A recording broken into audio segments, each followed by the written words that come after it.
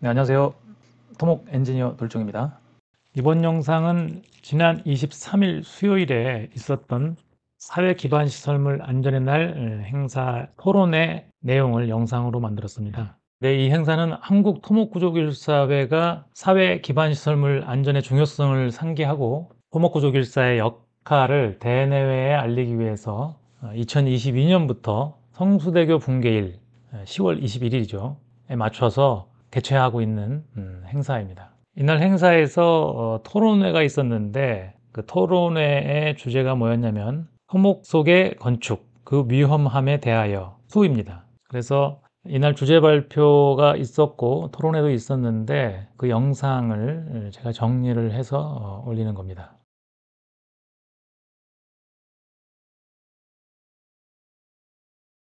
큰 테마가 이제 건축 속의 토목이라는 주제를 주셔가지고 다시 이제 옹벽도 한 꼭지가 될 것 같아 다시 한번 리마인드 차원에서 다시 한번 하는 거고요.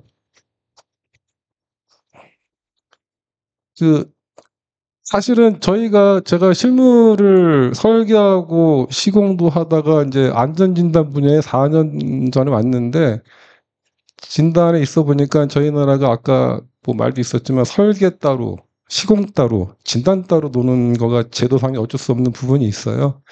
근데 진단 업무를 4년 하다 보니까 하여튼 옹벽이 제 눈에는 참 이렇게 꽂혀가지고 옹벽이 시민들의 우리 구조기술사 아까 그 선언문 할 때 저희들이 시민들의 안전을 책임지는 파트인데 옹벽이라는 구조물이 신 구조물뿐만 아니고 주변에 옹벽이라는 피해가 상당히 많아가지고 한번 보게 됐습니다.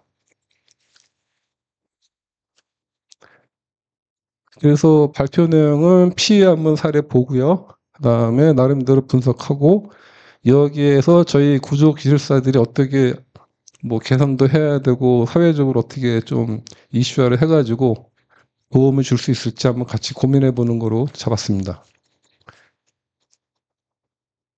옹벽의 피해 사례부터 보시면은 요 옹벽이 제가 이제 물음표를 했는데 요거 되게 유명한 옹벽인데 혹시 아시는 분도 계실 거고 모르시는 분도 계실 건데 이게 유명한 그 성남에 있는 백현동 아파트라고 백현동 옹벽 아파트.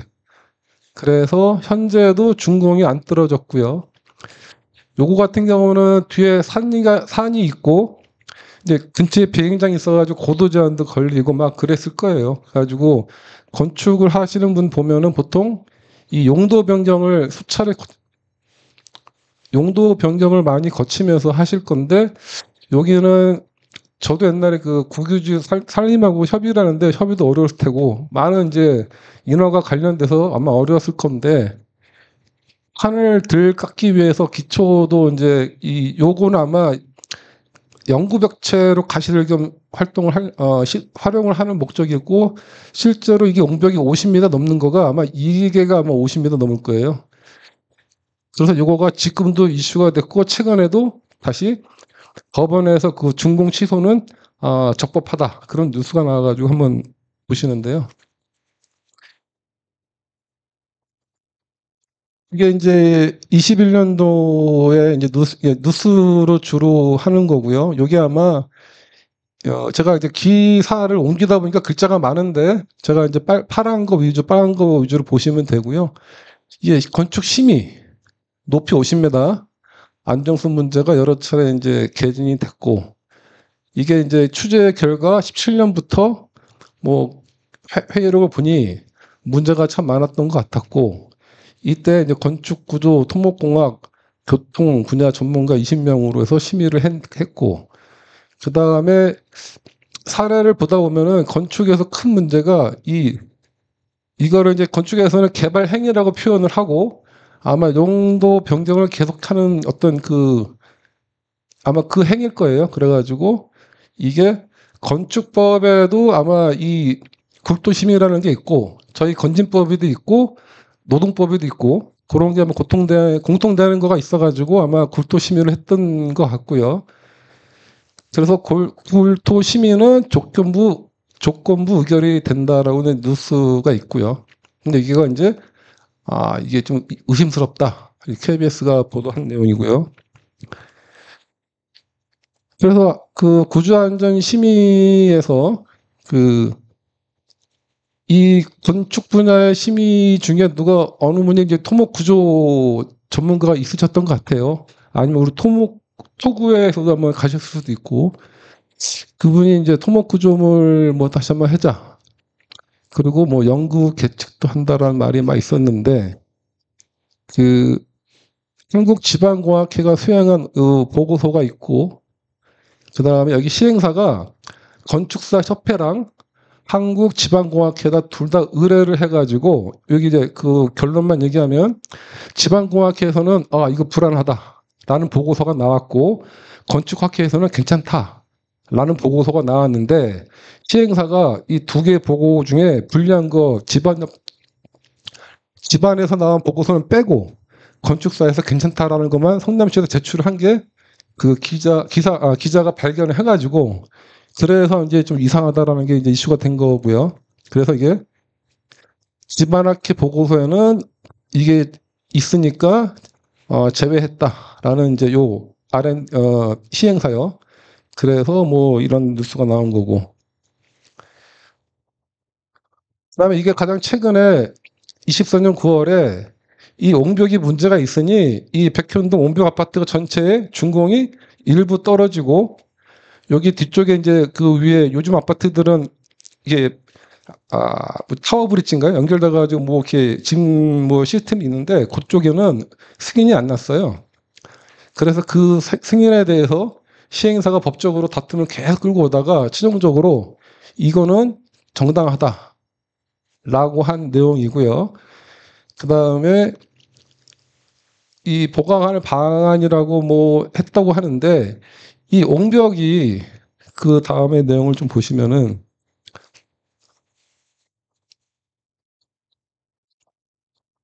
이 잠시만요. 그래서 요거가 50m인데 지금 제가 노스를 봤는데,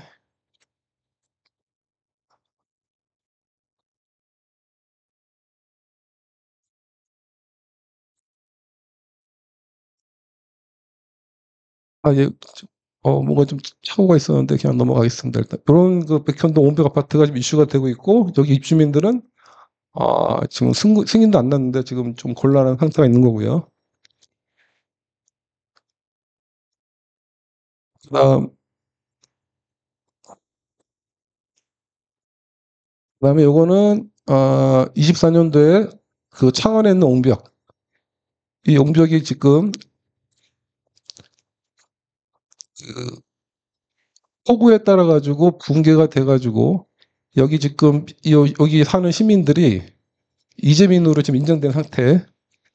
그래가지고 이거 보면은 이제 그 구청하고 뭐 건축 뭐 이런 담당 6개 부서가 이제 뭐 긴급으로 뭐 회의도 하고, 그런데 요거는 지금 현재 토목학회에서 지금 정면 안전 진단을 뭐 하고 있다. 근데 이 옹벽 같은 경우는 한번 배가 부르거나 그 다음에 기울어지면은 대부분의 답이 없는 이유가, 이 건축 거기하고 이 인근 그 주택하고 떨어지는 거리가 나중에 보시겠지만 이 높이의 반 이상은 떨어지게 옹벽 설계 기준은 돼 있는데, 대부분의 건축이 인허가 관계 그 단계를 하다 보면은 이 옹벽이 바로 그 주거지가 바로 붙어 있어요, 대부분에.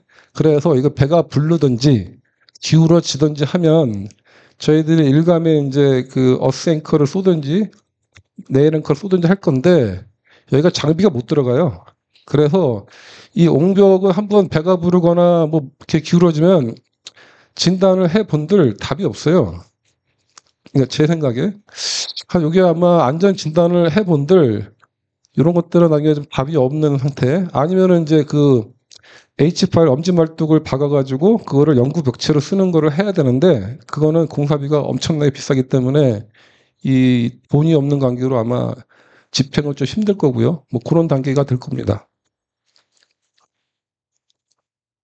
그다음에 이거 같은 경우는 인천에 이제 비가 올 때 이제 여기가 무너져 가지고, 그다음에 30m 옹벽이 무너졌다. 근데 비가 내리면 무너진다. 그러다 지방이 추정되고 있다. 뭐 여기 또 이제 안전 진단을 할 거다라고 하는데 제가 사실은 진단에 한 4년 동안 있었는데 일반 시민들은 안전 진단에서 왔다 그러면은 안전 진단 분들은 뭐든지 다 해결 가능하고 다 아는 거로 착각을 하시는데 그것도 좀 문제예요, 사실. 그 실제로 안전 진단에 계시는 분들이 저도 있지만 또 구조를 잘 또 몰라요. 그런 게 아마 현실인 것 같아요. 그다음에 이것도 이제 비가 온 다음에 24년에 이게 무너졌는데 요게 이제 보강토 음벽인데 무너지고요. 이런 것들이 지금 요거는 인명 피해가 없었는데 꼭 비만 오면 이렇게 대형 사고 일어나는 거.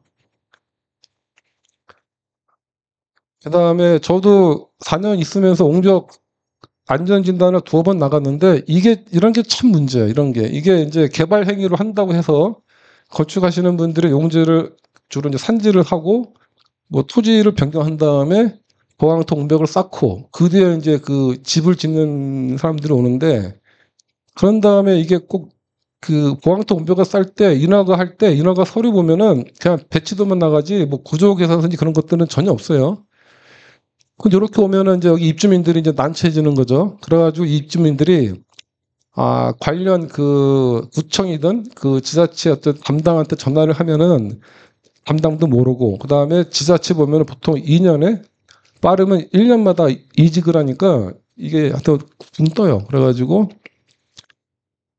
그러니까 이렇게들 일반 시민들은 옹벽이 뭐 이렇게 한다고 믿었는데 이거 뭐 책임 소재도 지금 애매모하고 그다음에 담당한테 이 소하천을 담당하는 뭐 건설사에 전화했다고 하는데 이거는 소하천 담당과가 아니죠. 그런데 여기 이제 담당자가 여기는 뭐 우리 그 담당이 아니다 그래가지고 이거는 뭐 모르겠다. 그래가지고 여기 입주민들은 뭐 별만 동동 구리고 뭐 묻는 거죠. 이것도 건축 현장인데 건축주가 이제 공사를 하겠죠. 그런데 여기가 무너졌고 밑에 이제 사시는 농민분들이 뭐 이거 얼마 하니까 건축주가 그래 변상해 주면 되지 않냐. 그러니까 이 사람들이 감정 싸움이 되는 거죠. 그래서 중간에 이제 그 담당 허가했던 사람들이 이제 와가지고 뭐 이렇게 중개를 하는데 그것도 뭐 쉽지 않죠. 하나 무너지고요. 요거는 22년에 이제 우리 동작구에 그 급하게 이제 무너져가지고 지금 포크레인으로 받쳐가지고 대통령을 경호를 포크레인을 하는 것 같은데요. 뭐 여하튼 그래서 토목구조, 토질 뭐 이렇게 한다. 요분들은 이게 옹벽이 토목구조하고 토질이 주된 관계에 있는 분야라는 걸 다행히 아시는 분들이고 대부분의 사람들은 잘 모르시죠. 그래가지고 이런 게 있었고 이게 아마 이태원 참사나기 한 달 전인가 뭐 그랬던 것 같아요. 그래서 이런 것들이 문제인데 또 그 토지를 사가지고 개발 행위를 하는 과정에 제일 싼 게 고강통벽이 제일 싸잖아요. 금방 짓고. 고강통벽이 이런 것들은 제 기억으로 메다당 한 80만 원 할나요? 하는가?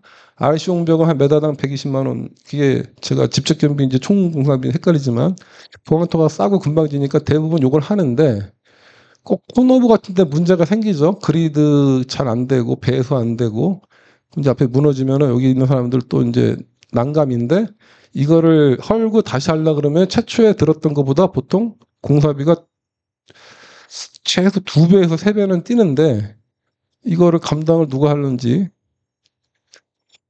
근데 이거가 이제 업체는 이제 뭐 별 문제 없다라고 하지만 팩트는 무너졌으니까 이게 뭔 문제가 있는 거죠.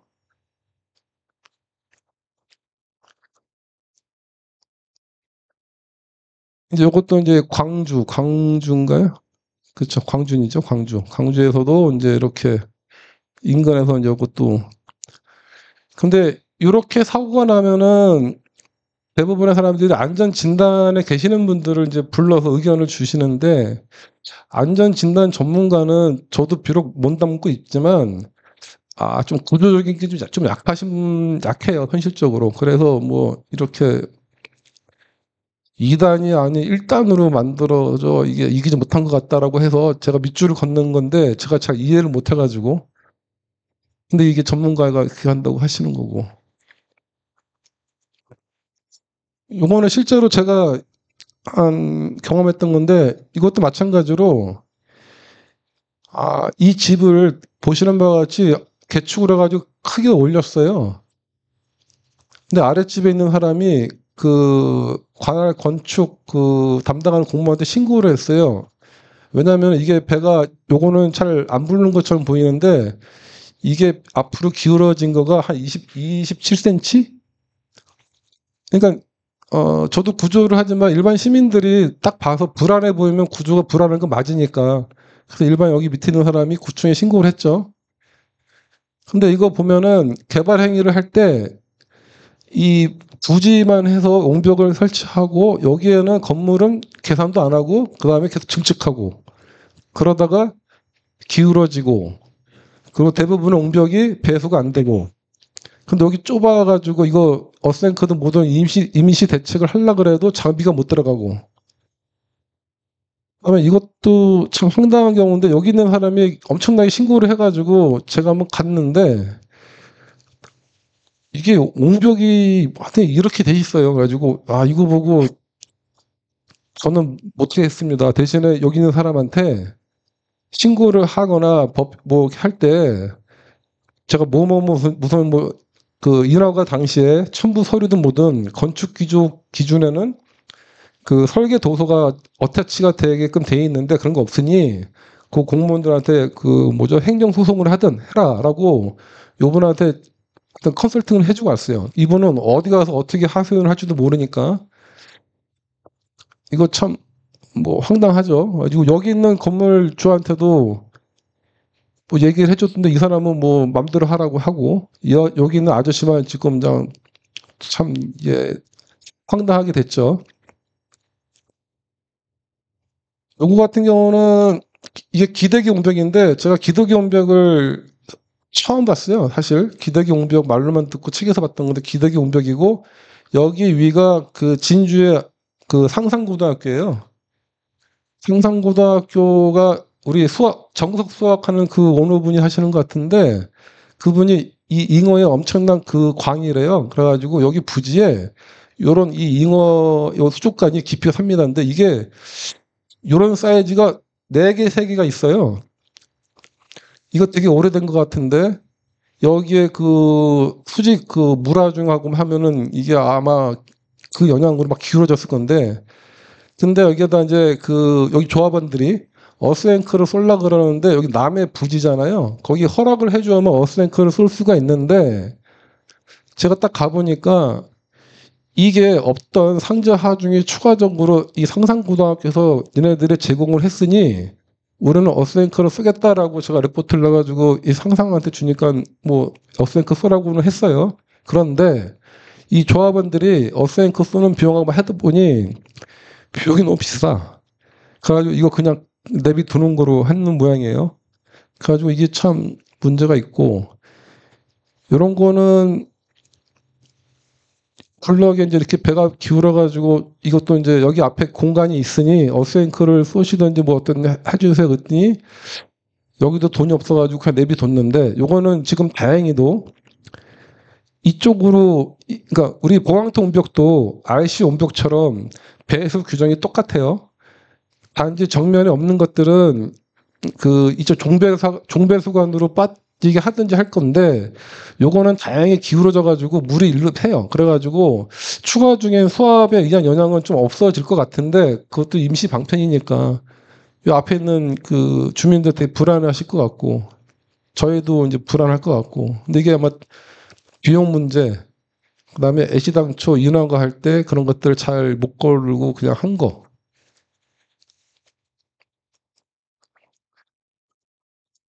그러니까 맨날 반복돼요. 이 개발 행위를 하는 걸 할 때 이거에 대해서 잘 고려도 해야 되고 여기에 그 배수가 잘 되게끔 해야 되는데 그게 상당히 잘 안 되더라고요. 여기도 뭐 인력 다짐으로 보통 할 건데 배수 다짐 보면은 우리 도로에서 하여튼 뭐 12R 90 정도 수준으로 해야 되는 건지 잘 모르겠으나 현실적으로 잘 안 되고 그래서 맨날 이런 게 침하가 되고 이게 벌어지고 그다음에 이게 아마 보강토일 건데 그리드가 높이의 70%까지 가야 되는데 아마 그렇게도 못 하실 것 같아요. 그래가지고 이게 쩍 벌어지는 거고 그다음에 배수가 안 되면은 그리드가 마찰력으로 뭐 한다고는 하는데 물이 차면은 마찰력이 많이 없어지겠죠. 이런 문제.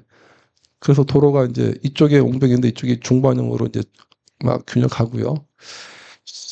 그래서 우리가 알게 모르게 이 옹벽이란 구조물이 되게 우리 학교 다닐 때는 좀 가볍게 볼 수는 있었지만 이 시민들한테는 되게 주변에 쉽게 접할 수 있으면서 중요한 구조물이 됐고 그 다음에 국토안전관리원에서도 이 옹벽에 대한 시설물 관리를 하려고 몇 번 했었는데 너무 양이 많아가지고 일단 잠시 보류한 상태입니다. 그래서 국토안전관리원이 출렁다리도 뭐 이제 관리를 할 것 같은데 옹벽만큼은 너무 많대요. 그래가지고 엄두가 안 돼가지고 뭐 보류인 것 같고.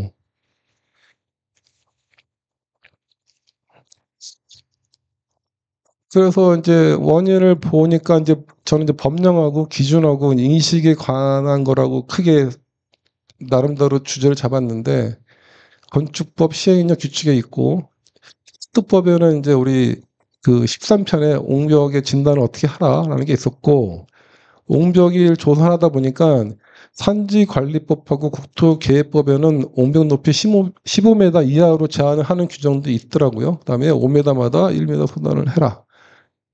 그다음에 관련 기준을 봤는데 국가건설기준센터에 집안설계 기준편에 옹벽 5개 거기 포함되어 있고요.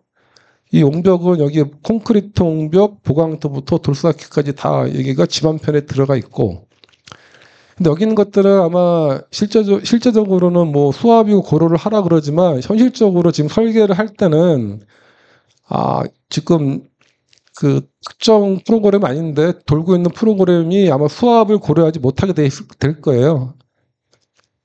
가지고 저희 같이 뭐 마이다스나 뭐 이런 게 있는 사람들은 괜찮지만 저기 건축의 영산 업체들은 그 공짜로 돌고 있는 프로그램 쓸 건데 수압이 고려가 안 되는 것도 좀 있고요. 그 다음에 옹벽 기준의 관련 단체하고 작성 기관이 기준의 맨 끝에 있는데 옹벽이 집안 설계 기준에 있으면서 옹벽 기준의 관련 단체하고 작성 기관은 국토안전관리원으로 돼 있고요.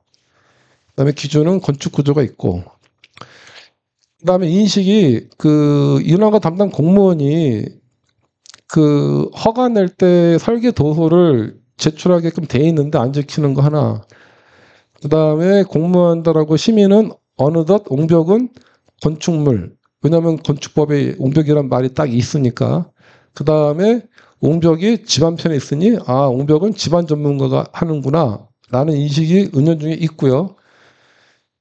그게 사고가 나면은 이제 대책이라 그러는데 제가 볼 때는 대책이 지금 여러 가지 이유로 금전적인 이유나 아니면 그 공간적인 그 장비가 투입이 안 돼가지고 거의 불가한 거가 많더라고요. 그래서 이렇게 아마 인식을 세 개를 제가 원인을 한번 분석을 했고요.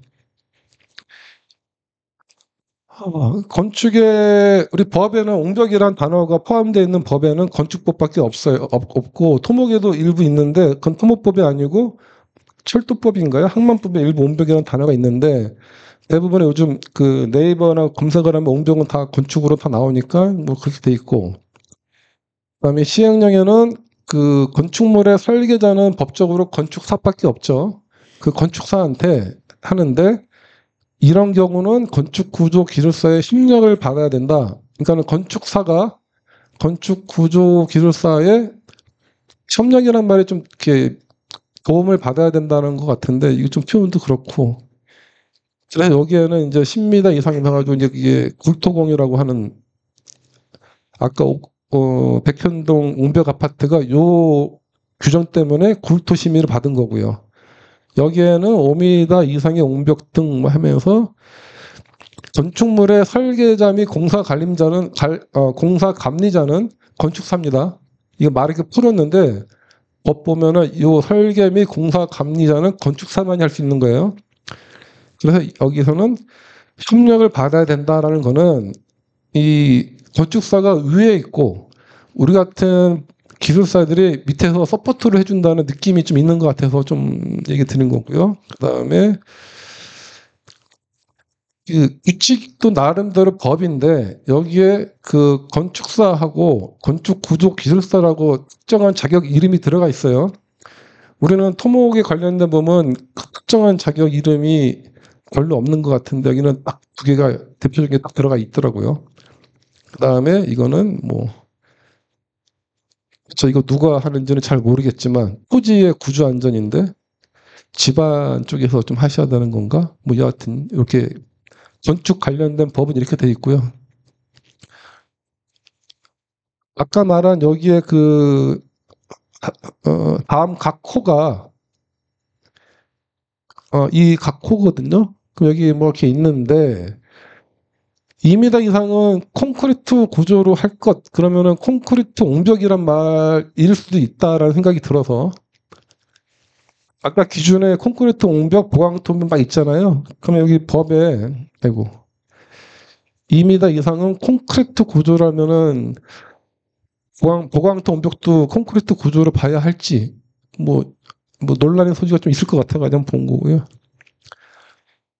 그 다음에 건설 기준은 뭐 이렇게 있는데 아까 말한 집안 설계 기준편에 저희들은 이제 국가설계기준센터에서 설계 기준을 관리하고 있는데 여기에 공통사항, 시설물 편, 사업 분야 편으로 나눠져 있는데 요 분야 요 세 개의 분류도 되게 저희들이 주의 깊게 좀 봐야 돼요. 이게 그냥 그 나눠진 게 아니고 요거 때문에 또 굉장한 또 뭐가 있을 것 같은데 그거 잘 보셔야 되는데 공통의 집안에 여기 5개가 있고 옹벽이 이게 녹아져 있고 그다음에 건축 구조 기준에 옹벽에 대한 거를 있고 여기 있는 내용은 이 옹벽 설계 기준을 콜을 해요.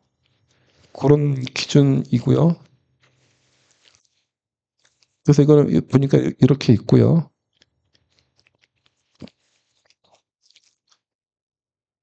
그래서 옹벽 설계 기준을 보면은 뭐 여러 가지 수업도 하고 그다음에 여기는 또 8m 초과되는 거는 뭐 어떻게 해라라는 것도 있는데 기준인데 단차하고 기간이 이렇게 돼 있고요. 이게 좀 특이하죠. 아까 5개 기준 다 이렇게 돼 있고요. 그리고 여기도 보면은 요거는 이게 건축 뭐 있는데 여하튼 뭐 최소한 높이라든가 5m 이렇게 뭐 하라라는 것도 있고요. 근데 이게 안 지켜지는 것 같고 그죠. 공동주택가 이거니까요. 아니고 근데 건축 기준에서는 이제 공작물 이게 참 말이 많은데 공작물이 잠깐 소개를 해드리면은 기준인데 공작물 안에 옹벽도 들어가 있고요. 지금 육교도 들어가 있고 뭐 기타 구조물 뭐 다 이제 공작물로 정의가 돼가지고 건축에 계획금 돼 있습니다. 육교하고 옹벽도 딱 있어요. 그래서 이렇게 돼 있고 그래서 지자체는 옹벽 구조 검토서는 건축 구조 또는 토질 및 기초 기술사를 담당 그 주무관들, 갓 들어온 주무관들이 잘 몰라놓으니까 옹벽을 쳐보면은 건축에 다 있고 옹벽을 치니까 기준은 토질에 있으니 이렇게 이제 관련 전문가 날인을 요구하는 데가 늘어나고 있고요.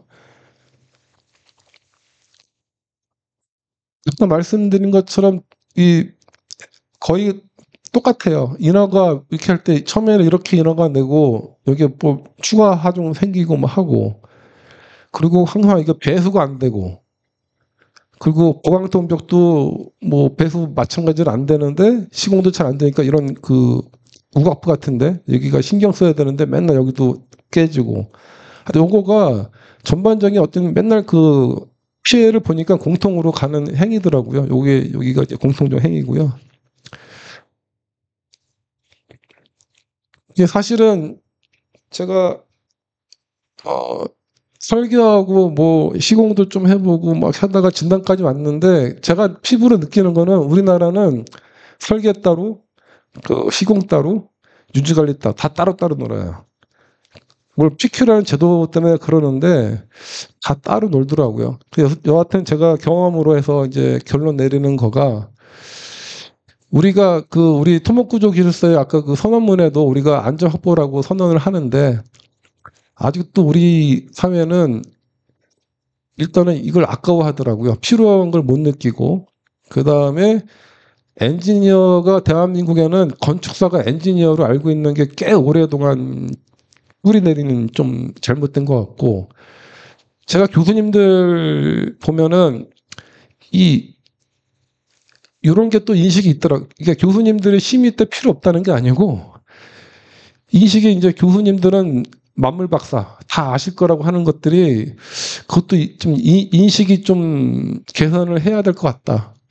그 다음에 제일 이제 그 말 많은 거가 우리는 이런 사람들을 기능인의 기술자가 엔지니어든 전문가인데 하여튼간 우리나라 사회 인식은 이걸 다 기능인으로 착각하고 있다는 거. 그래서 어쨌든 보니까 문제가 참 많고 시간도 오래 걸릴 것 같지만 여하튼 저희는 이제 구조가 가장 기본이다 그러면 빨리 이것부터 통합하는 거가 첫 단추를 끼는 게 아닐까. 그리고 이제 이런 것들이 있고요. 그 다음에 요거는 이제 저희들 맨날 학회에서 제도 개선 할 때 이제 공통되고요. 요 다음 장은 제 개인적인 최종적인 결론인데 다음 장은 저희 학회하고 관계없는 제 개인적인 의견입니다. 이거 빨리 없애야 되는 게 난 제일 중요한 것 같아요. 이게 일제시대의 잔물일 뿐더러 건축사법에 이거가 63년도부터 우리나라의 건축물의 설계와 시공감료는 이 사람들만 할 수 있는데 아까 말한 것처럼 이 사람들은 엔지니어가 아니잖아요. 저는 이 법부터 빨리 없애야 된다는 거가 갈 길이 멀지만 첫 단추라고 생각을 하는 게 이건 제 개인적인 생각입니다. 이상입니다. 네, 선민호 상무님 수고하셨습니다. 질문은 이따 토론 시간에 혹시 질문 있으시면은 그때 한꺼번에 하도록 하겠고요.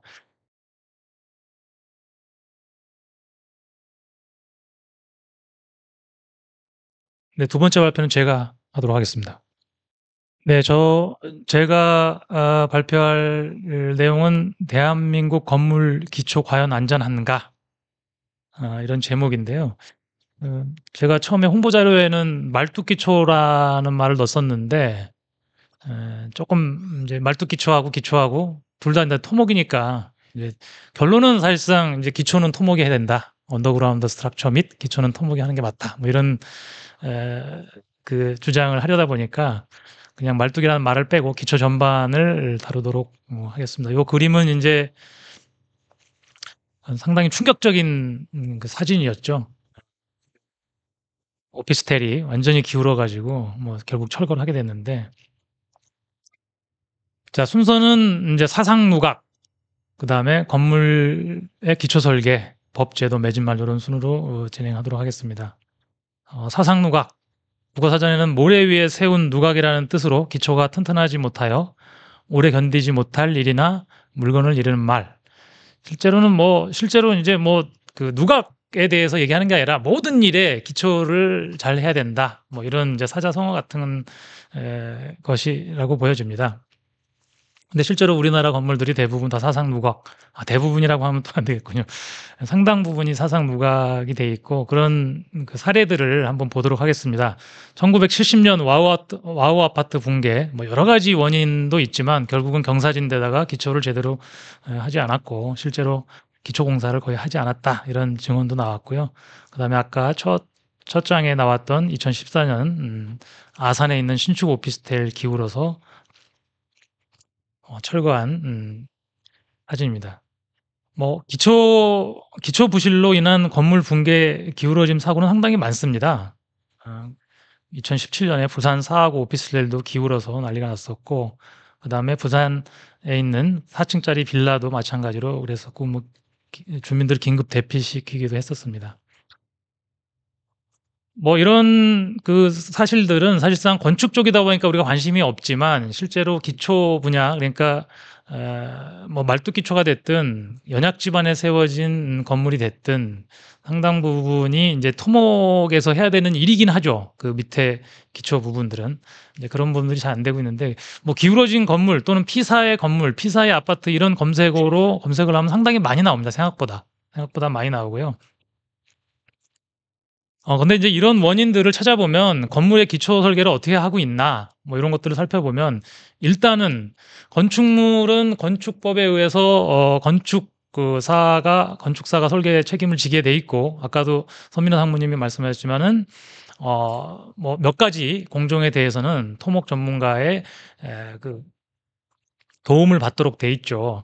근데 건축학과하고 건축공학과, 서울대 같은 경우는 건축학부로 뽑아서 이제 그 나누는 것 같더라고요. 근데 여기에는 지금 현재 지방공학이 없습니다. 지방공학을 배우지 않고요. 뭐 전기, 조명 이런 건 배우지만 실제 건물의 기초에 관계된 집안 공학을 배우지 않고 있고요. 요거는 제가 그 서울대학교 홈페이지에서 제가 캡처를 한 겁니다. 뭐 일본이 그 일본의 법을 우리나라가 가져오면서 건축 공학 또는 건축 뭐 이런 그 건축이 이제 엔지니어링까지 하는 그런 그법 제도부터 시작해서 그 학교 제도 이런 것들도 가져왔는데, 동경대 건축학과를 보면은 일본은 건축학과와 건축공학과가 아직 분리되지 않았습니다. 우리나라는 2000년대 초에 분리돼서 한 20년이 됐죠. 그러니까 동경대학교 커리큘럼을 보면 여기는 진짜 구조와 미학 이런 건 다 같이 배웁니다. 그러니까 우리나라도 옛날에는 건축에서 그렇게 했었죠. 근데 우리나라는 이제 미국을 따라서 건축공학하고 건축학을 분리했는데 그렇게 하지 않은 학교도 많이 있습니다. 그러다 보니까 근데 한편 일본에서는 그러면 건축학과죠. 건축학과에서 이제 그 구조도 가르치는데 여기도 역시 지방공학은 없습니다. 그래서 일본 쪽 사이트에 가서 뭐 일본 야후 재팬 이런 데 가서 찾아보면은 역시 그 기초는 누가 해야 되느냐 이런 것들이 좀 논란이 되고 있는 것 같더라고요. 그래서 제가 뭐 AI 검색도 해보고 그랬는데 작은 거는 그냥 그 건축사가 해도 되지만 큰 거는 토목의 그 도움을 받아야 된다. 뭐 약간 그런 식으로 답변이 나와 있는 걸 확인했고요. 아무튼 일본도 그렇고 우리나라도 그렇고 건축공학과나 건축학과나 지방공학을 배우지 않은 상태로 건물을 설계하고 있다는 게 좀 문제고요. 아, 그러다 보니까 이제 기초 검토가 부실하게 되는 경우가 많습니다. 말뚝의 지방공학적 지지력을 부실하게 계산하고요. 그다음에 말뚝 본수는 구조에서 계산을 합니다. 이제 건축물의 구조 계산서를 저도 가끔 볼 기회가 있는데 말뚝 기초를 설계할 때 그냥 지지력만 보거든요. 그러니까 그러니까 그러니까 지방공학적 지지력도 좀 부실하게 구하고, 그 다음에 말뚝 본체의 지지력도 좀 부실하게 구하는 경향이 있습니다. 그 다음에 말뚝 본체의 검토를 수행하지 않습니다. 그러니까 보통은 PHC 말뚝을 대부분 건축에서 쓰잖아요. 근데 PHC 말뚝의 그 허용 지지력 있죠. 본체, 그러니까 충력에 의한 것만 보는 거죠. 그러니까 수평력에 의해서 모멘트도 발생하고 전단력도 발생하는데 이 둘을 아예 검토를 안 합니다. 그러니까 예를 들어서 기둥 하나에 뭐 몇 톤이 떨어진다. 그러면 그거를 PHC 파일 하나가 받을 수 있는 지지력, 본체 지지력이죠. 또는 뭐 집안 지지력, 그걸로 나눠 갖고 개수만 구하고 그냥 끝납니다. 그러다 보니까 그 수평력에 의해서 모멘트 생기는 거는 아예 고려를 하지 않는다는 얘기죠. 그럼 PHC 말뚝 같은 경우에는 모멘트에 상당히 취약하다고 알고 있잖아요, 저희는요. 그래서 토목 구조에서는 PHC 말뚝을 거의 쓰지 않고 있고, 그나마 이제 위쪽 모멘트가 생기는 부분을 이제 그 강관으로 대체한 그런 뭐 하이브리드 말뚝들이 많이 쓰여지고 있는데, 건축 쪽에서도 분명 그 수평력이 큰 구조물이 있을 텐데 그런 것들은 거의 고려가 되지 않고 있는 실정입니다. 자, 그래서 어떻게 설계를 하고 있냐라고 보면은 뭐 이렇게 이런 건물이 있다. 그럼 지하층까지 있다는 얘기죠. 지하층 밑에 이렇게 말뚝이 박혀 있는 경우에 집안의 영향을 완전히 무시하고 이 부분을 잘라서 그냥 설계를 합니다.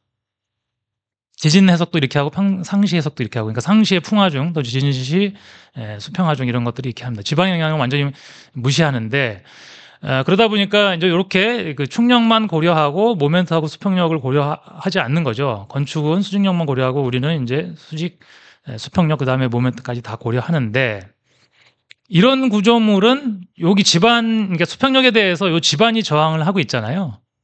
지반이 저항을 하고 있으니 이 말뚝에 수평력에 안 걸리고 수평력에 안 걸리니까 모멘트도 안 걸릴 것이다 라고 얘기를 하는 것 같습니다. 자, 그런데 이런 건물들이 문제가 될 수 있죠. 그러니까 지하층이 낮거나 뭐 1층 정도밖에 안 되거나 반지하 정도 되고, 또는 건축물이라고 주장하는 뭐 저장 탱크, 그러니까 플랜트 구조물들이죠. 플랜트 구조물들이 상당수가 매립 지역에 만들어지잖아요. 항만 시설이 필요하니까. 뭐 그러다 보니까 이런 그 예를 들어서 뭐 LNG 탱크 상당히 뭐 직경 30m, 40m 되는 이런 구조물이 여기가 완전 연약 지반이고 말뚝으로 박혀 있는데, 이런 것도 그럼 과연 수평력을 고려하지 않아도 되는 건가? 물론 토목에서 설계하는 경우도 있는데, 문제는 건축법에서 자꾸 플랜트 구조물을 구조물로, 그러니까 건축 구조로 자꾸 편입시키려고 하는 경향이 있고, 이따 나중에도 보겠지만 이제 그런 뭐 국토부의 어떤 시행 규칙 뭐 이런 것도 있거든요. 그러다 보니까 요렇게 뭐 힌지로도 보고 우리가 이제 픽스로도 보고 해서 말뚝 본체에 생기는 모멘트, 뭐 그죠? 이런 모멘트들을 다 구해 보고,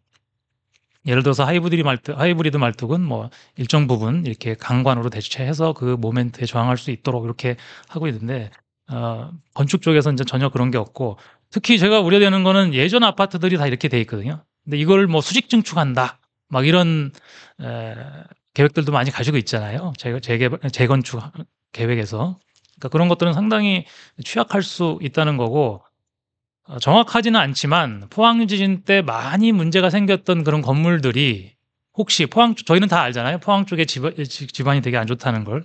그래서 혹시 기초의 부실로 어떤 문제가 생긴 건 혹시 없었을까? 물론 저도 그 포항 그 건축물 피해 사례라는 책을 건축학회에서 발간한 책을 제가 처음부터까지 다 읽어봤는데, 피해 사례는 나오지만 그 피해의 원인이 무엇인가는 그 책에 나와 있지 않았었습니다. 그래서 이거는 공학을 하는 사람이 만든 책이 아니라 그냥 이런 일이 있었다를 남기는 그런 책이구나, 이런 인상을 받았습니다. 아무튼 이런 기초가 없는 건물들, 그다음에 저장 탱크나 이런 그 항만 지역에, 매립 지역에 만들어지는 이런 그 빨기초로 된 그 구조물들이 상당히 위험할 수 있다는 거고요. 뭐 요런 것뿐만 아니라 사실상 그 공장 같은 건 상당히 높이가 높을 수도 있거든요.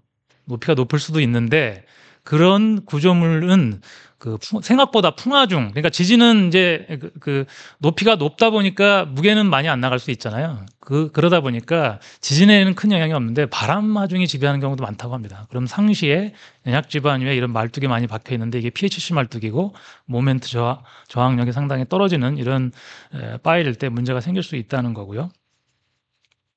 아무튼 건축 쪽에서 설계한 것들을 보면은 본체 계산을 하고 있지 않다는 거고, 또한 도부 연결부에 대한 문제가 좀 있을 것 같습니다.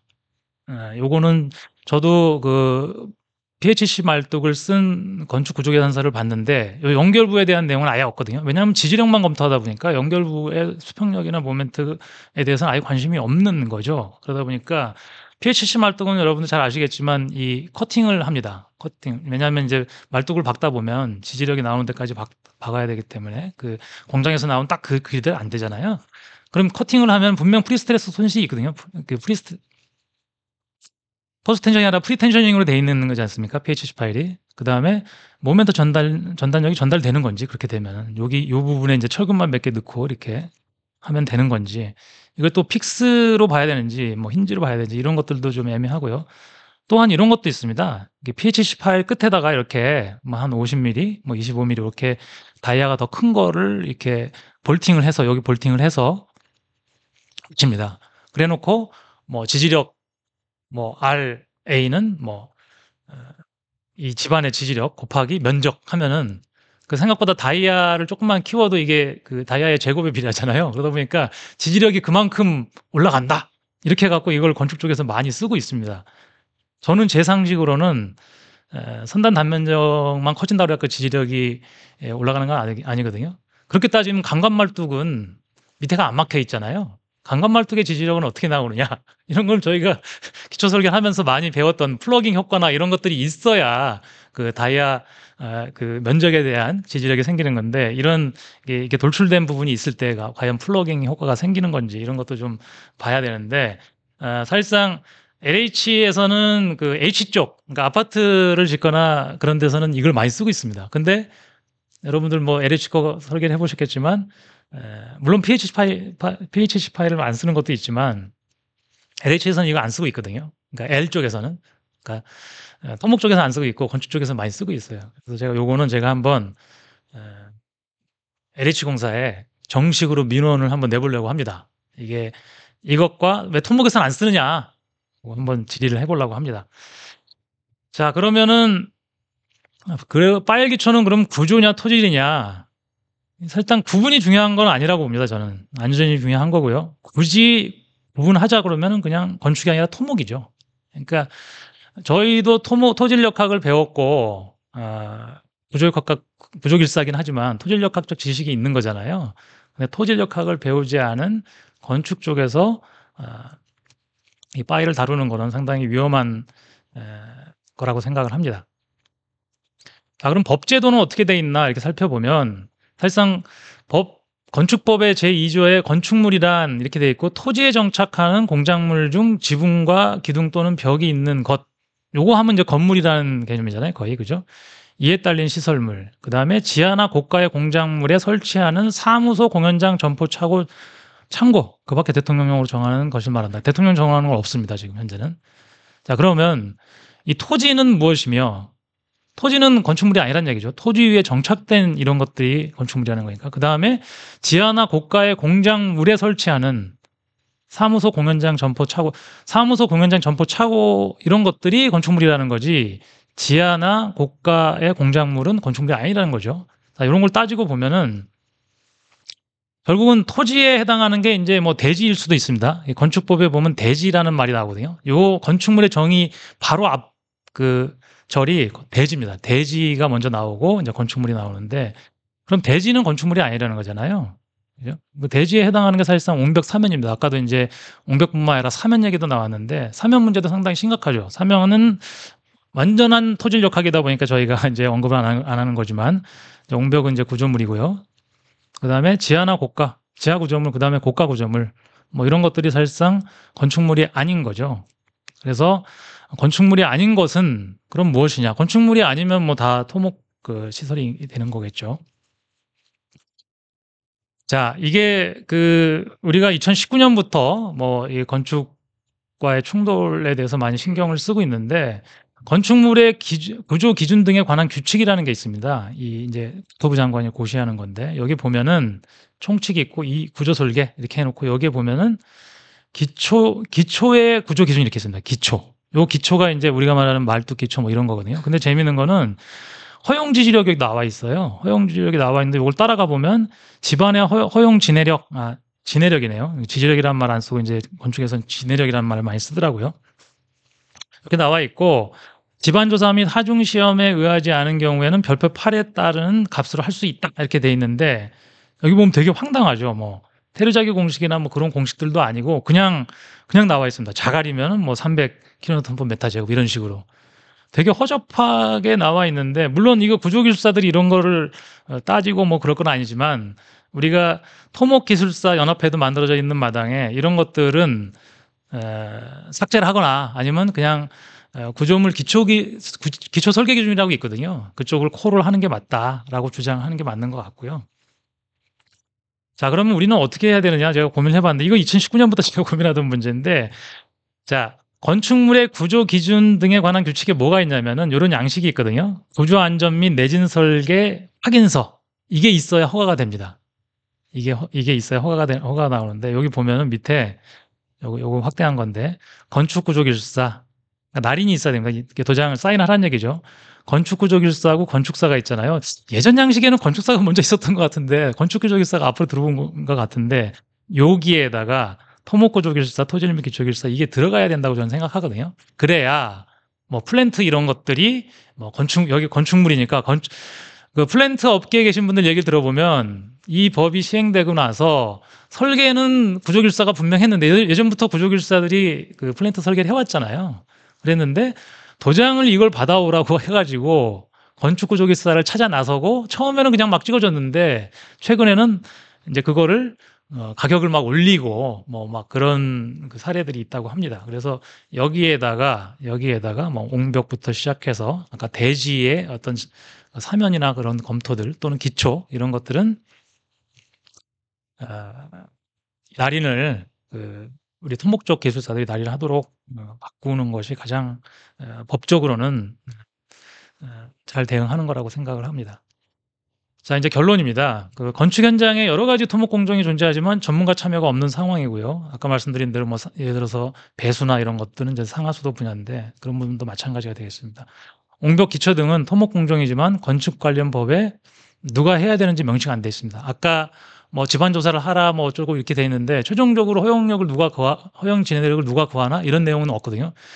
도저에 관해서는 건축 관련 뭐 전문가 뭐 이런 식으로 결국 이제 건축 구조 기술사들을 얘기하는 건데 다른 그러니까 토목 쪽 아까 이제 옹벽 5m 이상도 이제 토목 분야 전문 기술자의 도움을 받도록 돼 있는데 그거에 대한 명확한 어떤 자격이나 이런 건 나와 있지 않은 상황이고요. 건축학과 건축공학과에는 지방공학을 배우지 않아서 옹벽 지하 기초가 취약하고요. 옹벽 기초가 고조냐 토지냐가 중요한 것이 아니라 토목이라는 것이 중요하다고 생각합니다. 그러니까 토목이 너무 많은 다양하게 나누어 놓다 보니까 사실상 이게 이상하게 된 거죠. 토목이란 말은 없어지고 뭐 구조, 집안, 수리 이런 것만 남게 되는 이상한 상황이 돼가고 있는 것 같은데 일단은 토목이어야 된다. 마치 의사여야 의사이고 나서 뭐 신경외과, 의사이고 나서 흉부외과잖아요. 근데 우리는 이 토목이라는 말이 점점 희석돼 가고 구조, 뭐 토질, 뭐 수리 이런 식으로 좀 돼가고 있거든요. 근데 그 구조, 토질, 수리를 유책학을 다 알아야 뭐든지 설계를 할 수가 있잖아요. 근데 그 중에 어느 거 하나도 빠져도 항상 그 설계하기 쉽지 않지 않습니까? 근데 이제 그런 쪽으로 좀 토목학회 쪽이나 이런 쪽에서도 같이 활동을 좀 해야 될 것 같고요. 사실상 장기적으로는 뭐 글로벌 스탠다드에 맞게 토목공학과 건축공학을 통합하는 게 맞겠죠. 그래서 제 의견을 이렇게 정리를 했고요. 이것으로 제 발표를 마치도록 하겠습니다. 감사합니다. 네, 이어서 이제 그 토론을 시작할 텐데요. 일단 5시 15분까지가 저희가 예약된 시간이거든요. 그래서 토론을 저희가 패널 분들을 세 분을 모셨는데 한 분이 좀 갑자기 일정이 생기셔갖고 못 오셔가지고 저희 발표자 2명과 그 패널로 참석하시는 2분 이렇게 해가지고 일단은 패널 분들이 먼저 말씀을 하시고 그 다음에 아까 저 발표나 아니면 선민호 상무님 발표에 대해서 질문하실 거 있으면 질문하고 같이 플로어에 계신 우리 토목구 조길사 회원분들도 말씀하시고 싶으면 말씀하는 그런 시간을 갖도록 하겠습니다. 지금 바로 시작하죠. 뭐, 예. 패널 분들을 앞에 나와서 자리를 해주시면 감사하겠습니다. 네, 그러면 토론회를 시작하도록 하겠습니다. 일단은 그 두 분의 주제 발표를 들었고요. 오늘 제가 그 패널로 모신 분들을 일단은 소개를 하도록 하겠습니다. 네, 일단은 KU ENC의 대표이신 고상현 토목구 조길사님. 네. 그다음에 방탄산업의 김경필 이사님. 네, 두 분은 업계에 계시면서 이제 그 플랜트 설계 쪽이나 아니면 이제 옹벽 그 설계 이런 것들을 좀 경험하셨고 현장에서 생기는 그런 문제점들, 이제 공학적인 문제점 또는 제도적인 문제점들을 많이 경험하셔가지고 제가 모셨고요. 그러면 이제 첫 번째로 오상윤 대표님께서 일단은 저희가 뭐 시간은 약 5분 정도 예. 로 발표를 해주시면 감사하겠습니다. 네, 오상현 대표님. 예, 안녕하십니까. 방금 소개받은 고상윤입니다. 저는 이제 앞서 선민호 상무님께서 발표 자료에 있었던 공작물, 공작물이라고 불리는 구조물들, 그리고 우리 이석종 대표님께서 발표하실 때 나왔던 플랜트 구조물들 또는 저장 용기, 그런 구조물들의 구조 설계를 이제 계속 진행을 하고 있고요. 그 진행을 하면서 제가 실제 경험했던 것들을 간단하게 좀 말씀드리려고 합니다. 앞서서 이석종 대표님께서 뭐 말씀을 다 해주신 내용이긴 한데요.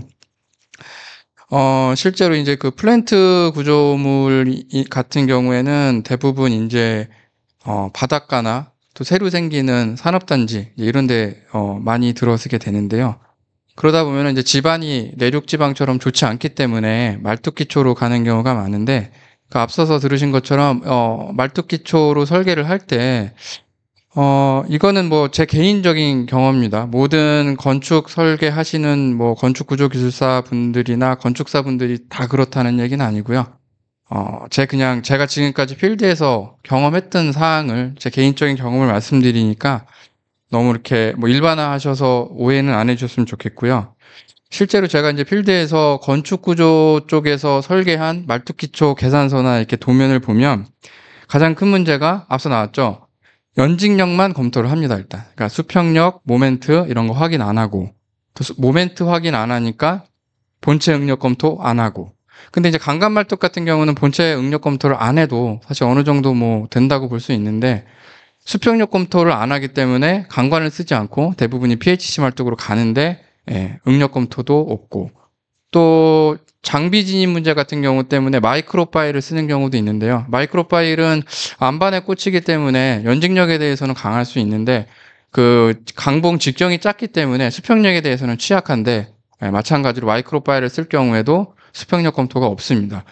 그리고 연직력 검토를 안 한다는, 그러니까 없다는 뜻은 뭐냐면 그냥 검토를 안 하는 겁니다. 그냥 전체 중량이 얼마고 말뚝이 몇 개니까 연직력이 말뚝 하나당 100톤이 필요하다. 그러면 현장 제하 시험해서 확인해라. 끝. 이렇게 되는 거죠.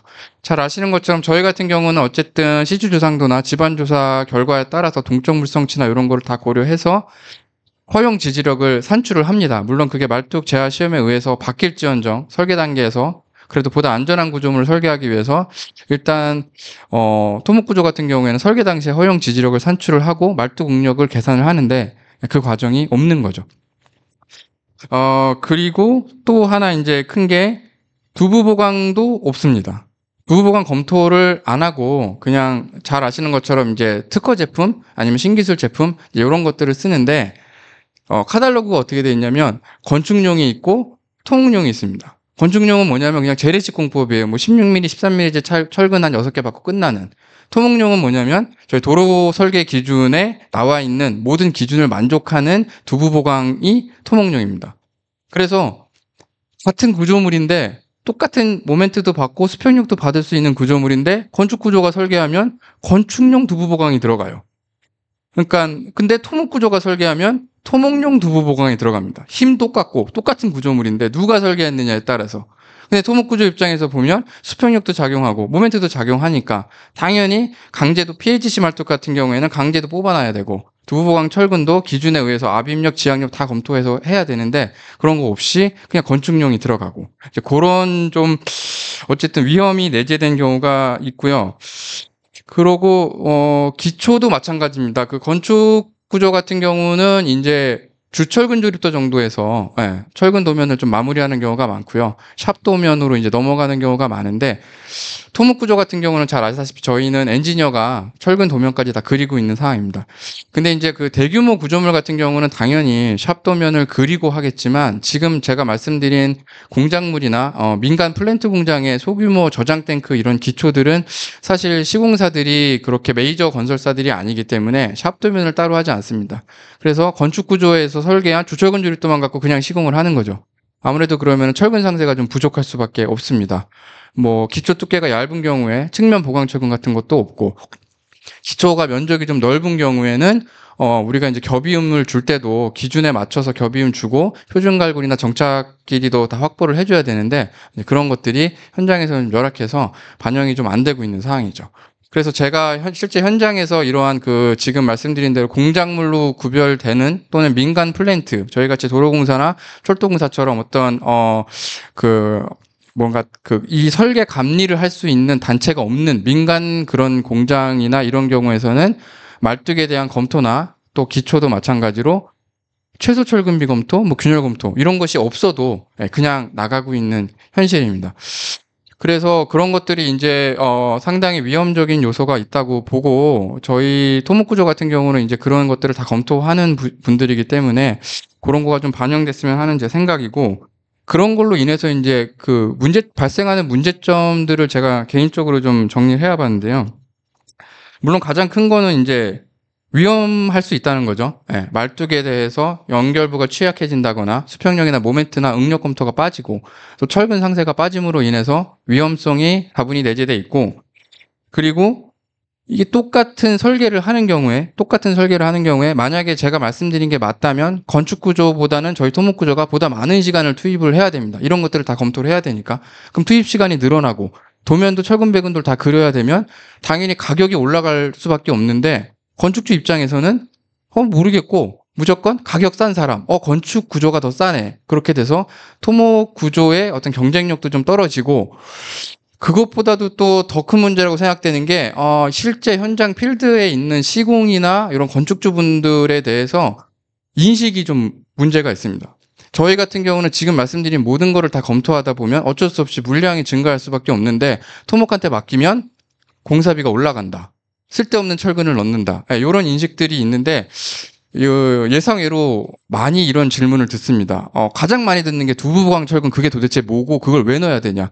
실제로 도면에 건축구조 도면 제가 본 것 중에 두부보강에 대한 내용이 도면도 없고 상세도 없고 노트에도 없는 경우에는 그냥 PHC 말뚝을 두부 상단에서 그냥 커팅을 해버립니다. 뭐 강제고 철근이고 없이 그냥 커팅하는 경우도 있는데 저희 토목구조 같은 경우는 안 되죠. PC 강제 응력이 손실이 생기기 때문에 그럼 두부가 제대로 된 모멘트를 받아낼 수가 없다는 걸 알고 있기 때문에 그거에 관련된 보강 철근을 넣으면 공사비 올라가고 그러다 보면은 토목한테 맡기면 돈만 올라간다. 이런 이제 그런 인식들이 상당히 저는 개선이 되었으면 좋겠고요.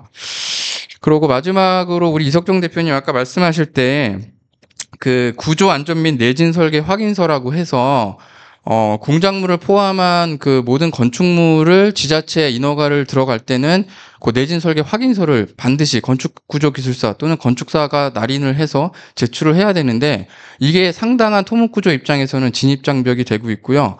현재는 이 내진 설계 확인서 말고 하나가 또 생겼습니다. 내풍 설계 확인서라고 뭐 건축물이야 당연히 건축사나 건축구조기술사가 하는 게 맞다고 보더라도 지금 말씀드리는 저장 탱크나 이런 민간 플랜트 공장의 창고 이런 것들은 충분히 토목구조기술사가 할 수 있음에도 불구하고 내진안전 확인서, 그다음 내풍 설계 확인서 요것 때문에 실제로 제가 예전부터 일해오던 거래처를 잃게 되는 경우도 지금 생기기 때문에 어쨌든 우리 국민의 안전한 그런 안전시설 확보하고 그다음에 지금 토목구조는 쓸데없이 물량을 많이 넣는다는 그런 인식을 좀 제거하는 차원에서도 이런 것들이 좀 알고 계셨으면 좋겠습니다. 이상으로 제 의견 마치도록 하겠습니다. 네, 고상현 대표님 감사합니다. 제가 발표했던 내용 말고도 몇 가지 말씀을 해주셨는데 민간공사에는 특히 이제 그런 것들 대부분 이제 플랜트들이 민간이거든요. 그러니까 뭐 사실상 전력도 어느 정도 민간 사업화돼 있고 특히 화공 플랜트 이런 건 거의 뭐 민간이다 보니까 그 민간 공사에서는 더더욱 더 검토가 지금 안 돼 있다는 말씀해 주셨고 그 다음에 설계비, 공사비 이런 것들 우린 더 많이 검토를 해야 되다 보니까 설계비도 비싸질 수밖에 없고 공사비도 늘어날 수 있는데 이런 것들이 경쟁력 그 경쟁력이라는 게 좀 애매하긴 한데 건축주들은 더욱 저렴한 설계비, 공사비를 선택하다 보니까 안전하게 설계하는 사람이 뒤로 밀리고, 그죠? 악화가 양화를 구축한다고 그러죠. 그런 상황이 생기고 있다는 말씀해 주셨고, 저는 그 아까 내진 및 구조 안전 확인서만 알고 있었는데 내풍 설계 확인서도 추가됐다는 말씀을 또 해주셨네요. 아까 말씀드렸지만 공장 건물이나 이런 건 사실상 안쪽에는 그 진동 기초나 이런 토목 쪽에 하는 것들이 들어가고 그거를 덮어주기만 하는 역할이거든요. 그냥 그 기계들을 보호하는 어떤 그 홍기준 교수님이 그걸 설비 구조 기준, 내진 설계 및 구조 기준 이런 걸 만드실 때 그걸 갖다가 수용 구조물이라고 그 이름을 붙이셨어요. 그러니까 빌딩이라는 말을 빼기 위해서 건축물이 아니라는 아니라는 거를 주장하기 위해서 약간 수용 구조물 이렇게 하셨는데 그런 것들은 진짜 가볍긴 하지만 상당히 높이도 높고 그렇기 때문에 수평력에 대한 취약한데 그런 내풍 설계 확인서도 들어간다 그러면 더더욱 더 말뚝 기초인 경우에는 문제가 생길 수 있겠네요. 네, 감사합니다. 자, 그럼 다음은 우리 패널로서 우리 강탄산업의 김경필 이사님이 말씀을 해주시겠습니다. 네, 안녕하세요. 저는 강탄산업의 이사 김경필입니다. 저희 회사는 지금 L형 홍벽이랑 역L형 홍벽, 역티형 홍벽을 PC로 제작해서 지금 현장에 설치를 하고 있는데요. 제가 지금 현장에서 설계 시공을 하면서 건축 쪽에서 발견했던 문제들을 좀 말씀드리려고 합니다. 다단 홍벽 예시. 네, 맨 밑에 거요. 그거? 예. 지금 하나 그냥 간단하게 예시로 좀 가져온 도면인데요. 지금 실제 설계 중인 단면인데 처음에는 1단, 2단, 3단이 모두 보강토 홍벽으로 설계가 되어 있었습니다. 근데 이 1단 홍벽을 어디 심의해서 이제 좀 잘 아시는 분인지 보강토 홍벽 너무 많이 쌓지하고 1단 홍벽은 이제 RC 홍벽으로 바꾸라는 의견이 나와서 지금 설계가 이렇게 변형이 바뀌게 되었는데 지금 이것도 설계가 잘못된 것이 대부분의 건축 쪽에서 하는 홍벽 설계는 그냥 표준도를 갖다 입히니까 사실 1단 홍벽이 지금 2, 3단에 있는 이 10m가 되는 높이를 다 받아줘야 되는 홍벽이 돼야 됩니다. 근데 사실 이거는 즉 거의 15m 단면의 옹벽이 돼야 되는데 건축 쪽에서 설계하다 보면 단순히 표준도를 갖다 쓰니까 그냥 5m, 6m짜리 단면을 갖다 넣게 됩니다. 이러면 이제 기초폭도 훨씬 많이 나가야 되고 이 단면도 두꺼워져야 되고 철근도 많이 들어가야 되는데 이런 문제들이 거의 건축 쪽에서 하면은 항상 발생하는 문제들이 있었습니다. 그래서 저희 같은 경우는 건축 쪽에서 이제 구조검토서가 오면은 사실 보지도 않습니다. 이게 전부 다 틀린 것들이 많아서 건축 쪽에서는 항상 저희한테 물어보는 게 이제 뭐 안전하냐 이런 것보다는 이 앞에 돌붙임을 할 수 있냐, 뭐 미관을 어떻게 할 수 있냐 이런 것만 좀 관심을 갖고 뭐 구조적인 안전적인 측면은 별로 이렇게 질의하는 적이 없더라고요. 그리고 또 이런 상황에서도 이제 이 옹벽이 제대로 들어갔다 하더라도 이런 사면 원호 파괴 같은 그런 점을 분석을 해야 되는데 건축 쪽에서는 뭐 토질에 대해서 사면 붕괴 이런 걸 고려를 하지 않기 때문에 그런 부분이 전부 다 누락되어 있습니다. 그래서 실제로 이것도 저희가 이 배면을 솔시멘트로 지금 변경을 해서 시공을 해야 된다고 이렇게 의견을 줘서 그렇게 지금 시공 예정인데 이런 것들이 전부 반영이 안 돼 있는 상태에서 설계되고 납품되는 점이 많습니다. 그리고 또 이 옹벽 같은 경우는 방음벽 기초로도 쓰일 수 있고 가드레일 기초로도 쓸 수가 있는데 이것도 마찬가지로 그냥 표준도를 갖다 쓰다 보니까 이런 풍하중이나 특수하중, 충돌하중 같은 거에 대해서 고려 안 되고 그냥 설계가 되는 경우가 많습니다. 그리고 또 마지막으로 이제 아파트 경우 같은 경우는 이제 그 부지 경계선이 명확히 정해져 있다 보니까 부지 경계선하고 이제 건축물이 들어가는 사이에다가 옹벽을 껴넣게 되는데 그러다 보니까 이 기초폭이 확보가 안 된 상태에서 그냥 설계가 되는 경우가 많습니다. 그래서 이런 경우는 저희가 이제 뭐 H빔을 박아서 접안에 H빔을 박아서 활동이나 전도를 좀 더 막아주고 이런 식으로 설계를 하는데 대부분 그런 설계는 되지 않고 구조적인 검토는 되지 않고 건축물이랑 이제 경계 사이에 껴넣는 그런 식의 설계가 많다 보니까 건축 쪽에서 시공되는 문제들은 대부분 옹벽들은 대부분 이런 문제들이 좀 발생하는 경우가 있습니다. 네. 뭐 다른 문제들도 많은데 제가 겪었던 건축 쪽에서의 옹벽 설계 시에는 대부분 이런 것들이 가장 대표적이었던 것 같습니다. 네, 이상입니다. 네, 감사합니다. 지금 3단 옹벽, 저도 이거 도장 찍어달라고 와가지고 그냥 바로 던져버렸는데. 그러니까, 아까 김경필 이사님 말씀하셨지만, 표준도 보고서 표준도 주소다가 5m, 5m, 5m 쌓으면 15m 옹벽 쌓을 수 있다고 생각하는 사람들이거든요. 상당히 위험하고, 아까 말씀하셨지만, 용지 경계를 최소화, 그러니까 자기가 쓰는 땅을 최대한 쓰기 위해서 이 그림도 지금 저 위쪽에 보면은, 그죠? 저 안쪽으로 더 집어넣으면서 소단을 더 많이 주고, 예를 들어서 원업하게 활동 길이를 길게 만들기 위해서는 더 뒤쪽으로 더 가야 되는데, 그렇게 되면 자기네가 쓰는 땅이 줄어드니까 최대한 세워서 만들려고 하는 게 이제 건축 쪽, 저기인 것 같습니다. 네, 그러면 우리 패널 분들이 이제 다 토론을 해 주셨고요. 우리 플로어에서 혹시 아까 발표한 내용이나 패널 분들이 의견 내신 거에 대해서 질의사항이나 혹시 의견 있으시면은 말씀해 주시면 감사하겠습니다. 네. 저는 삼행기술의 윤석영입니다. 저는 기술적으로 또 제도적으로 이제 문제가 있다는 걸 참 잘 들었고요. 저는 이제 젊을 때 캐나다에서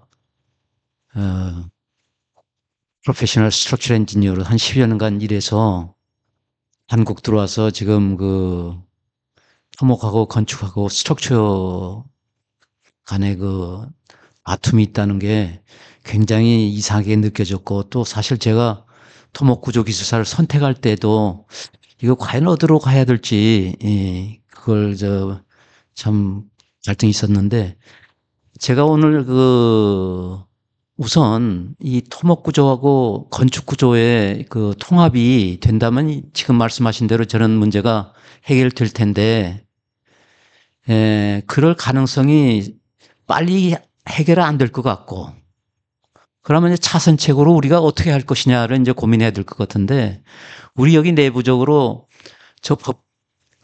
제도 개선을 할 수 있는 파워가 있는 사람들은 여기 아무도 없는 것 같아요. 그래서 이 토목구조기술사회하고 한국기술사회, 또 안전 이런데 회장들 좀 불러 모아가지고 저 문제를, 지금 사실 안전 문제가 심각하니까 아마 저게 대부분 국토교통부가 이게 주관하는 안전과가 될지 뭘지는 현재는 잘 모르겠는데, 회장들을 모아가지고 저 문제를 제시하고 해당 부서가 국토부에 어느 과인지 그걸 명확히 한 다음에 대책반을 만들어가지고 집중적으로 저 제도 개선을 하고 업무 분장을 건축구조하고 토목구조가 통합되기 전까지 저 문제를 심각하게 얘기를 해 주셔야 돼요. 그래서 회장단들, 지금 조경식 회장님이 안 계신데, 회장님들이 저거는 우리 내부적으로 해결할 게 우리는 권한이 없으니까 정부에서 저걸 해결해 줘야 되니까 정부 키 디파트먼트가 어딘지, 그래서 그걸 대책반을 구성해 가지고 정부 쪽이 코어 핵심적인 부서에 장한테 얘기해서 납득돼 가지고 산자부면 산자부에 또 관련 플란트는 또 산자부니까 거기 또 이제 섭외를 하고 이제 납득해 가지고 저 제도 개선을 해야 된다고 난 생각해요. 이상입니다. 네, 감사합니다. 어차피 법을 바꿔야 되는 문제다 보니까 그런 부분들을 우리 그 토목구조기술사회 또한 토목이란 이름이 들어간 토목 그 종목의 기술사들이 연합회가 있거든요. 예, 토목학회 뭐 이런 데랑 같이 예, 연합해서 개선할 수 있는 방안을 마련해 보도록 하겠습니다. 네, 또 지금 저희한테 주어진 시간이 좀 더 남았습니다. 예. 제가 질문 하나. 네. 네, 총무를 맡고 있는 김창수입니다.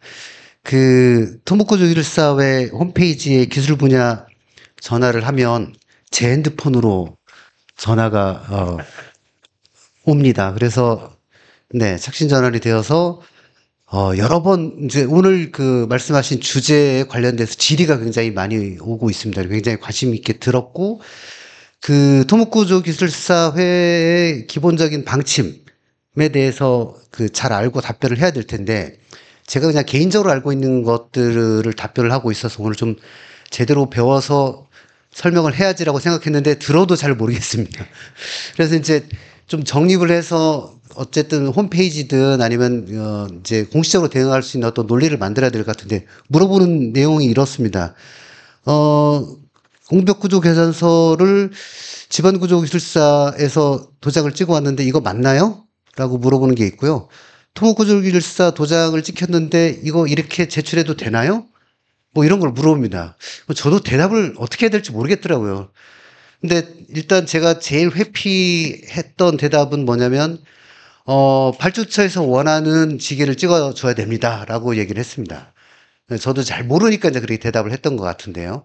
그래서 이제 그런 것 질의들이 이 기술 분야 쪽으로 오게 되니까 그것들을 이런 경우 저런 경우에 대해서 어떤 방식으로 우리가 대응할 수 있고 뭐 아니면 이제 그 민원인들이 어떤 식으로도 자기들이 조치를 취해야 될 건지에 대한 방향을 그 좀 알려주시면, 그러니까 저희가 토론 좀 하든지 아니면 방향을 세워서 홈페이지 이런 쪽에 그 게재가 되었으면 좋겠고, 만약에 그런 얘기들이 오면 홈페이지 어디를 보십시오. 거기에 보면 이런 내용이 있습니다라고 이제 제가 안내해 드리면 될 것 같습니다. 그래서 제가 모르는 부분을 좀 물어본 것 같고, 특히 기술적인 부분이 아니고 이제 법제도 관련된 부분들 계속 물어봐서 그것들이 굉장히 좀 저도 안타까워서 좀 말씀드렸습니다. 네, 총무님이 전화를 많이 받으셔서 사실상 제가 요 파일 기초에 대한 관심도 이렇게 그 총무님한테 토스 갔다가 저한테도 온 거를 그 말씀을 드리자면 어떤 일이 있었냐면은 마시설을 하러 건축 현장에 들어간 그 분이 전화를 하신 거예요. 그러니까 건물을 짓는 거였는데 건축 감리가 그 사람은 어떻게 알았는지 모르겠지만 야 말뚝 본체 검토가 없다. 내진에서 말뚝 본체 검토가 없는데 그러니까 본체 검토라는 말은 쓰지 않았지만 지진시 말뚝이 괜찮아? 그러니까 지진시 이렇게 오버터닝 되려고 하는 게 생기니까 이게 그 지지력이 더 필요할 수도 있겠죠. 수직력이 더 늘어나기도 하고 모멘트란 얘기는 안 했지만 그래서 그게 그 현장에서 싸움이 붙었다는 거예요. 건축사가 해야 되느냐? 건축 구조기술사가 해야 되느냐? 가만히 있어봐. 이건 땅속에 있는 거니까 토질을 해야 되는 거 아니야? 그럼 토질을 하는 애들이 누가 있어? 이 현장에. 그 가지설, 그러니까 토파기 가지설 하시러 들어온 업체 너희가 해야 되는 거 아니야? 이런 식으로 되니까 그분이 전화를 하신 거예요. 이거 누가 해야 되는 거야? 자기도 궁금하다. 근데 이제 그게 참 우리 총리님 말씀하셨지만은 저희가 예전에 한번 그런 토파기 가시설에 대해서 노동부 쪽이죠. 노동부 쪽 규정에 이거를 이제 도장을 찍어야 되는 게 누구였는데 사실상 그 문맥을 자세히 보면 토목구조기술사가 할 수 있도록 돼 있어요. 어떻게 보면은 약간 그런 것처럼 제 개인적인 생각은 그냥 토질 및 기초하고 토목구조기술사가 공동으로 해야 되는 일이다. 그래서 둘 중에 하나가 아무나 하면은 그게 일단 저희 쪽으로 넘어오면 저희끼리 협업이 되잖아요. 저희도 자신 없으면 토지기술사한테 물어보고 토지기술사도 자신 없으면 뭐 저런 식으로 하지는 않을 거란 말이죠. 그냥 아예 옹벽 구조 검토는 구조기술사한테 또는 구조 설계하는 사람한테 맡겨야겠다 이렇게 생각을 하겠죠. 건축 쪽으로만 안 넘어가면 된다고 생각하는데 그런 것들이 이제 법적으로 뭐가 어떻게 돼 있냐 이거 조금 더 스타디를 해서 정하는 게 좋을 것 같습니다. 우리 제도 개선위원회에서 한번 또 스타디를 한번 해보도록 하겠습니다. 그리고 더 좋은 방향으로 아까 그 말씀드린 확인서 거기다가 이제 토질 및 기초기술사 뭐 하고 토목구조기술사 같이 넣는 게 제일 좋다고 저는 좋다고 생각하는데, 예를 들어서 뭐 보강통역은 토질 및 기초기술사, 뭐 RC용역은 그렇게 나누는 것도 사실상 저는 바람직하지 않다고 보거든요. 그러니까 그냥 토질 및 기초기술사도 해도 되고 토목구조기술사 해도 된다, 이런 식이 바람직하다고 생각은 하고 있습니다, 개인적으로. 현재 법상으로는 건축 구조하고 집안으로 하는 거가 맞는 거로 제가 나름대로 판단을 했고요. 그 질의응답에는 간략하게 현행 법규는 건축 구조하고 집안으로 얘기를 해주시면 될 것 같고, 대신에 건축 구조랑 집안으로 갈 때 건축 구조 기준에 기초편을 콜을 하게 되어 있는데, 거기에는 인허가 시에 첨부설에 설계 도서라는 게 들어가게 있으니까 거기서 이제 설계 도서 작성에 거기서 이제 그 구조 안전 확인을 받아야 되니까 현재는 법상으로 토목 구조가 낄 자리가 없다라고 저는 개인적으로 판단했습니다. 그리고 그런 게 물어보는 사람들이 지자체 공무원 9급이든 그런 사람들일 건데, 그런 사람들 묻는 거는 나중에 문서에 인사에 권리값이 하는 거니까 법상으로는 그 사람들한테는 현재까지 제가 경험한 거는 토목이 할 수 없어요.